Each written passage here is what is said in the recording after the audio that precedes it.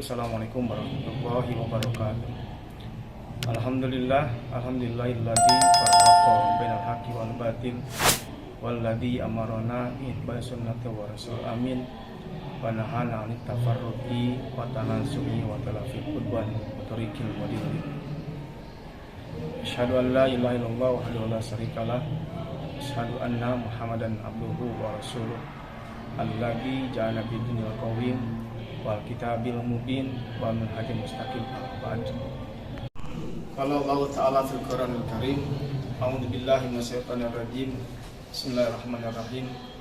Jazaa'ul ihsan ila ihsan. Shadaqallahul azim.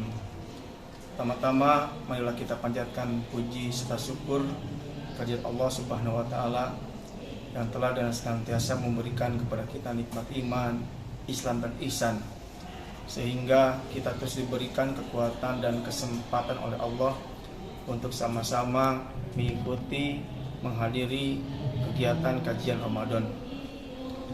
Salawat serta salam semoga Allah melimpahkan kepada Nabi kita, Nabi Muhammad Sallallahu Alaihi Wasallam, yang telah membawa kita dari alam kegelapan ke alam yang penuh dengan kebahagiaan, yang penuh dengan ketenangan, yang penuh dengan kecahayaan.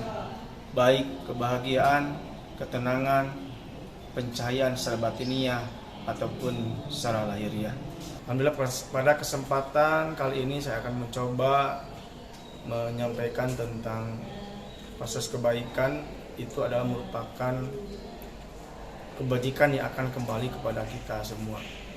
Di awal pembukaan dibacakan surat dalam Ar-Rahman tentang jazaa'ul ihsan ila ihsan, sebuah kebaikan pasti dibalas dengan sebuah kebaikan. Saya terinspirasi dari hadis Abdullah bin Umar. Rasulullah bersabda dan menyampaikan dalam sebuah pesan bahwa ia menceritakan ada 3 orang pemuda. Kemudian dia melakukan sebuah perjalanan dan beristirahat di sebuah gua. Kemudian tiba-tiba gua itu menutupi 3 pemuda dengan batu yang begitu besar, sehingga kondisi gua pada saat itu memang betul-betul gelap dan tidak bisa keluar dengan alat apapun. Hanya satu kebaikan istimewa yang pernah dia lakukan. Kemudian 3 orang pemuda itu berrapat kalau istilah kita, kemudian mengajukan sebuah kebaikan yang paling baik, yang paling istimewa yang pernah dia lakukan. Kemudian digadaikan kepada Allah. Singkat cerita, ada seorang berdoa kepada Allah, "Ya Allah, pada satu ketika saya melakukan sebuah kebaikan, yaitu berbuat baik kepada orang tua dan senantiasa memberikan air susu yang tidak pernah ketinggalan setiap hari untuk kebaikan kepada orang tua." Kemudian diceritakan pemuda itu telah bekerja, kemudian pulangnya sangat malam. Kemudian pulang ke rumah, melihat orang tuanya sudah terlelap tidur. Kemudian pemuda itu senantiasa memberikan sebuah kebaikan kepada orang tua, dan orang tua pada saat itu sedang tidur lelap.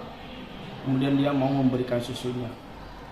Ketika pulang ke rumahnya, anak sama istrinya pun menunggu dan meminta susu itu. Sama pemuda itu kemudian tidak diberikan karena dia selalu mendahulukan kepentingan orang tua dibandingkan keluarga dan dirinya. Maka disajikanlah ketika bangun oleh pemuda itu dan langsung diminumnya. Kemudian dia memohon sama Allah, "Ya Allah, seandainya itu merupakan sebuah kebaikan yang paling istimewa, yang paling baik atas ridho-Mu, ketika saya berbuat baik selalu mendahulukan kepentingan diri selalu mendahulukan kepentingan keluarga, selalu mendahulukan kepentingan lainnya, dan aku selalu mendahulukan kepentingan orang tua, tolong bukakan batu ini. Maka digeserlah oleh ketiga pemuda itu, kemudian terbuka. Akan tapi belum bisa keluar, baru hanya sampai cahaya-cahaya yang menerangi dirinya. Hadirin,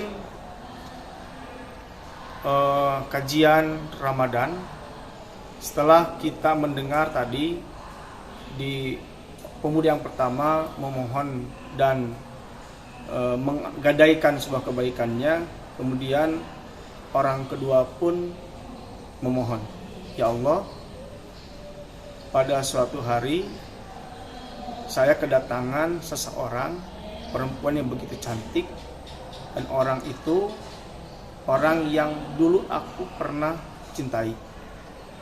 Kemudian orang perempuan itu memohon meminjam uang, dan aku berikan dia sekitar 120 dinar. Tapi dia punya syarat, uang ini akan kasihkan ke kamu, akan tapi dia harus mau melakukan proses perjidahan dengan dia.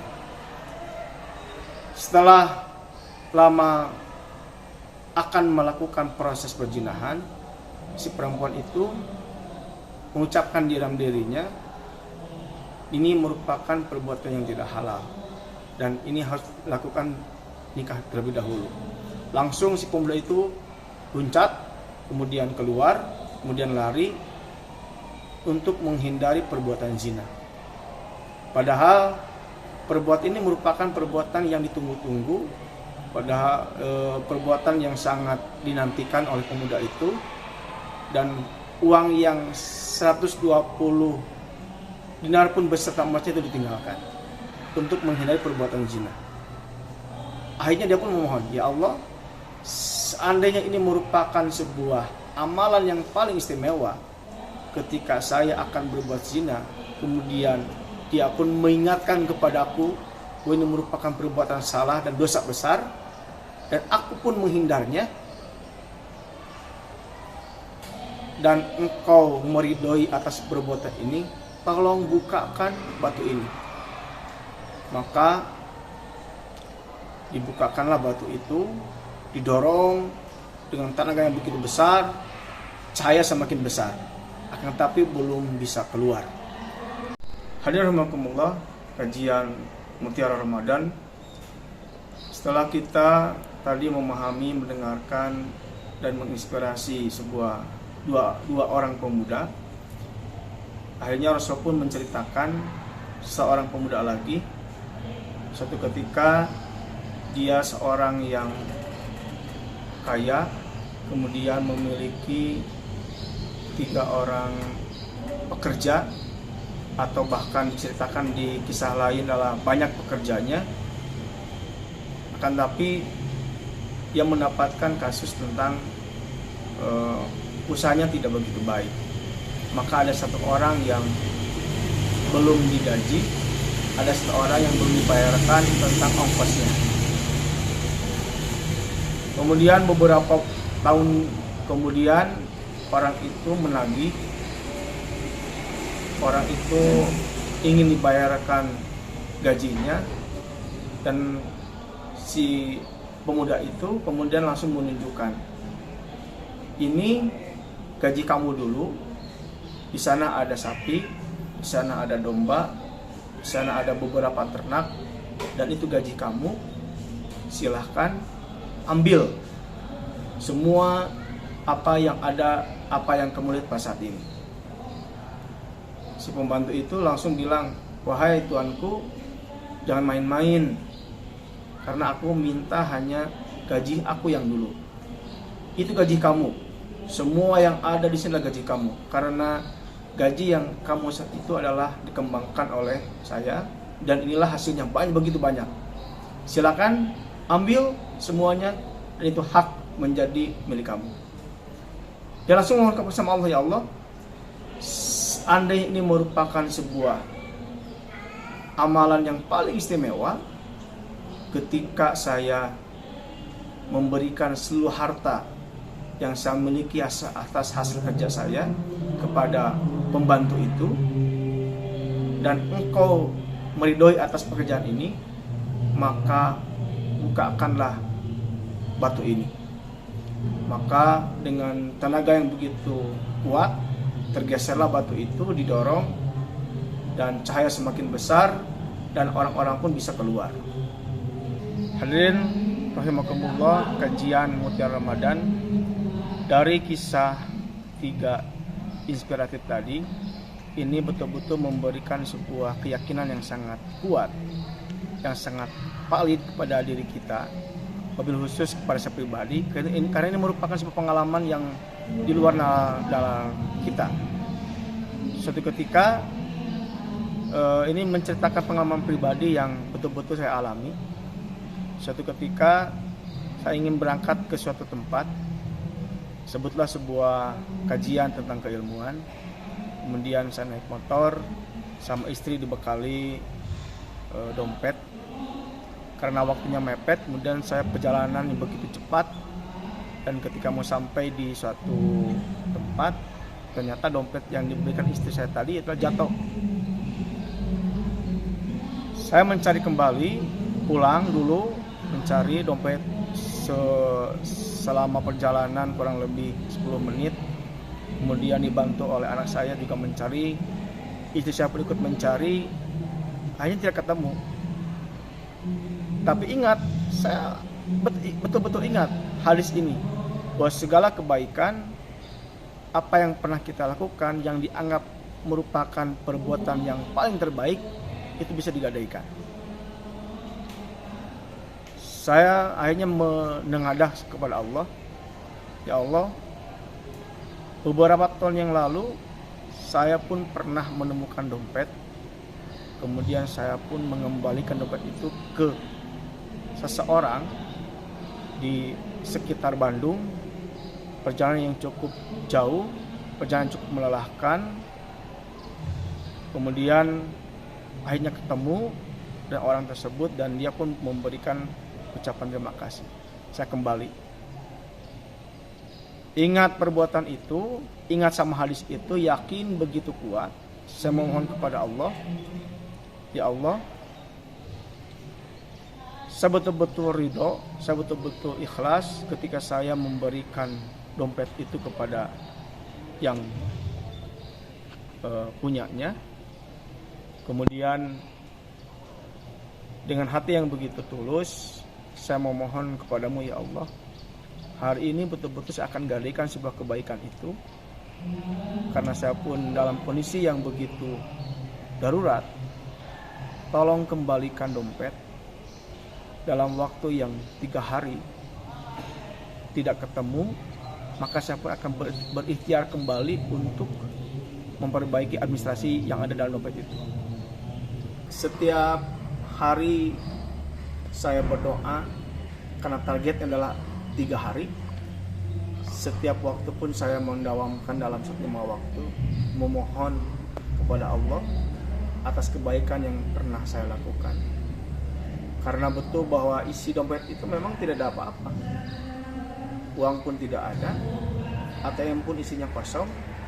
Tapi di sana ada kartu-kartu yang memang dianggap paling memiliki arti yang begitu penting. Terus saya memohon, terus saya menyampaikan doa itu kepada Allah. Tidak dikira, ya Allah, dalam waktu 2 hari ada seseorang tiba-tiba datang ke rumah menyampaikan dompet itu. Kalau melihat fisiknya, mengira itu orang jahat, karena melihat tampilan pun tidak meyakinkan dia orang yang berada, melihat wajah pun biasa-biasa saja, melihat motor pun dia biasa-biasa saja. Tapi karena kemuliaan dia, kemuliaan hatinya dia, hanya dikembalikan dompet itu. Ini sungguh luar biasa. Ini betul-betul luar biasa. Apa yang kita yakini, apa yang betul-betul yang kita ucapkan dan mohon kepada Allah, yang berdasarkan kepada Al-Quran dan hadis, sebuah kebaikan apa yang pernah kita lakukan, betul-betul Allah akan mengembalikan. Jazaa'ul ihsan ila ihsan. Sebuah kebaikan pasti akan dibalas dengan sebuah kebaikan lagi. Fastabiqul khairat. Mudah-mudahan kajian Mutiara ini bisa memberikan motivasi, bisa memberikan inspirasi kepada yang lain. Karena sekali lagi saya sampaikan, kebaikan apapun yang pernah kita lakukan dalam suatu saat, dalam kondisi tertentu, itu bisa digadaikan kepada Allah. Karena yakin bahwa kalau kita betul-betul berpegang kepada Al-Quran, kepada As-Sunnah, totalitas apa yang kita mintakan kepada Allah, itu semuanya pasti akan berhasil. Fastabiqul khairat. Assalamualaikum warahmatullahi wabarakatuh.